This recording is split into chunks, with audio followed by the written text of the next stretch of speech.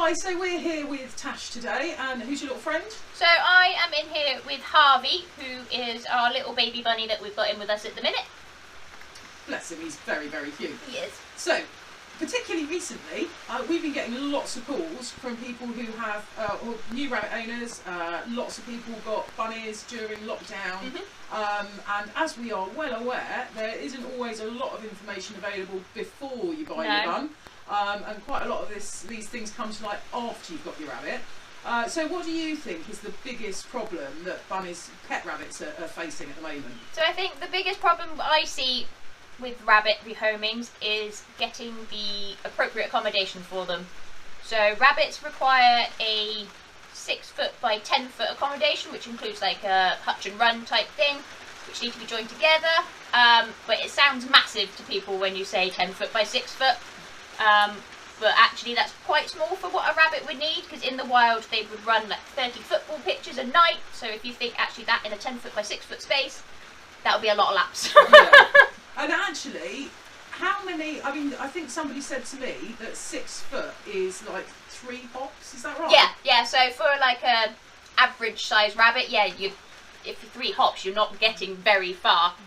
So 6 foot, yeah, you'd do 3 and then you'd be at the end, so then you'd have to turn around and come back again. Yeah. And so, what about people who have got their rabbits at home in a small hutch? Is there any advice you'd give them? Upgrade it. I would really upgrade it. It's just not an acceptable thing now to keep rabbits in something that's not appropriately sized for them. They really need this space, otherwise they can't perform their natural behaviours. You can get medical issues with them then. So I would go out, upgrade your hutch and run if you can to bigger ones that need to be joined together, or you can use sheds and garages. If you've got those you can empty out. They make amazing spaces and you can really enrich those, especially if you've got larger rabbits and things, because with hutches they've got ramps in and they can't always use the ramp, so actually having a nice flat floor with a lot of things in it for them to do is brilliant. And what about if somebody wants to keep their rabbit indoors? So say they've got a tiny hutch and now they've realised that actually that's not okay. I mean, is there a difference between an indoor rabbit and an outdoor rabbit? So, size-wise, no. You need to still have the same kind of square footage in your house, but you need to make sure that you have properly rabbit secured that room. So, wires, they will chew them. Wooden furniture, they will chew it. So, don't have anything that you're precious about in that room. Carpets, they will dig at, they will chew it, they will pee on it. And actually, talking about toileting, if you're keeping a rabbit indoors, what do you do about them going to the toilet? So actually, you can litter train a rabbit, and it's pretty easy to do. So rabbits tend to have a particular area that they like to toilet in, so they will choose a place that they think is appropriate. So what we would do then is you put a litter tray in that place, and then if you can put some of their poo into it, it smells familiar to them, and then they will start using that litter tray, which is then really easy to clean and saves your floor. Yeah. And so, housing obviously is a really, really big issue for bunnies. Why do you think that you can still go out and buy small hutches? It's difficult. There's not the legislation out there, so you can buy and sell things that are too small, and it's old-fashioned, I guess. It's been traditional for people to keep rabbits in the bottom of their gardens in these tiny hutches, but unfortunately that's back from a past time that rabbits were used for different things, and now things have evolved, but unfortunately the housing hasn't come along with it, and people just don't realise how much space a rabbit really needs. And do you think it's too easy to ignore a rabbit that's suffering? Yes, because you can just leave a rabbit out in the bottom of your garden. You can go and visit it in the morning to feed it, in the evening to feed it again. It doesn't always get cleaned every day, so we can get a lot of health issues that way.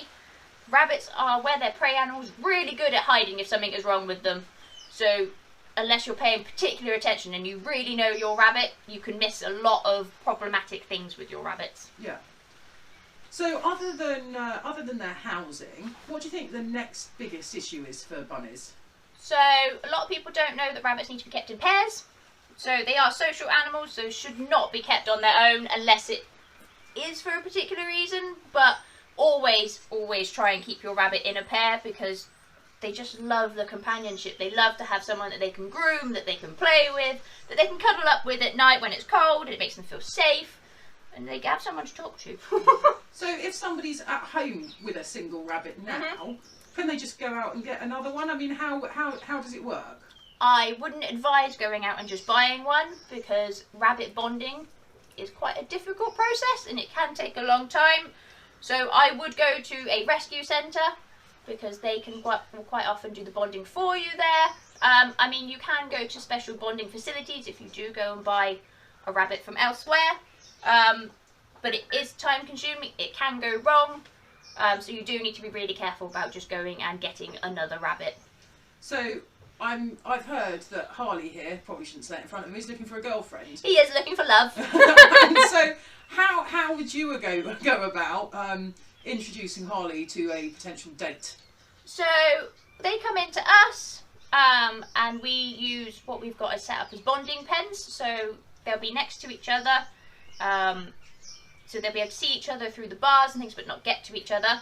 And then if that's okay, we'll swap them over, which then gets them used to smells and things with the other rabbit without actually coming face to face with the rabbit. And then if that goes okay, then we tend to move forward to the face to face intro, which we have to do quite slowly.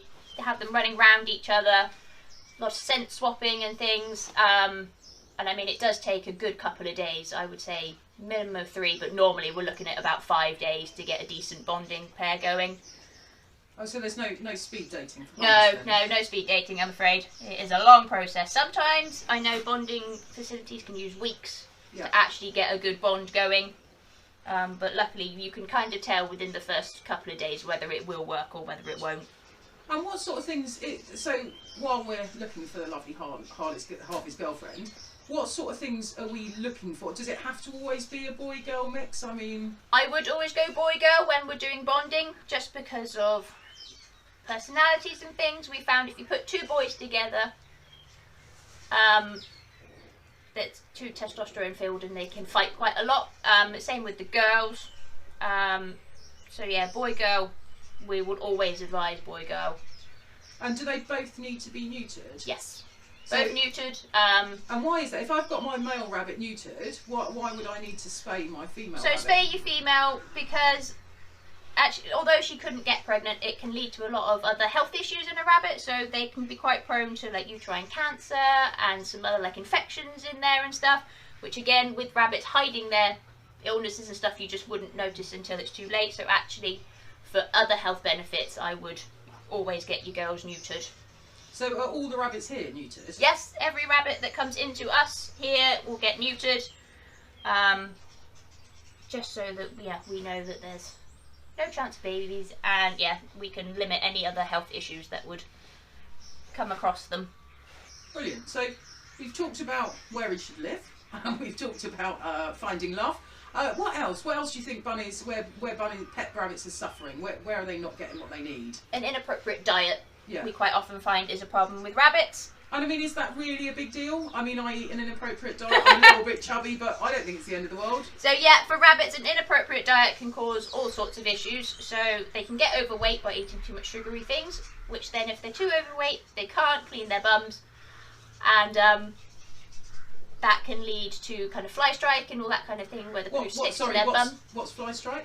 So Flystrike, especially in the summer, is a big problem. So where they can't clean the poo, that attracts flies. The flies will lay their eggs, which causes the maggots, which burrows into the skin and can cause agony and all sorts of damage. That sounds like something out of a horror film. I'm hoping it doesn't happen very. Does that happen very often in rabbits? Yes, more common than you would think, especially for the ones that are kind of left in their hutches and aren't cleaned off often. And so you need to check over your rabbit kind of daily to make sure there is no kind of poo clumps sticking to their bums and things. And make sure it's all nice, clean and tidy.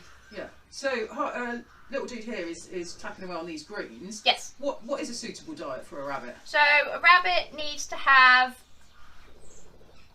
access to hay all the time, and it needs to be equivalent to his body size.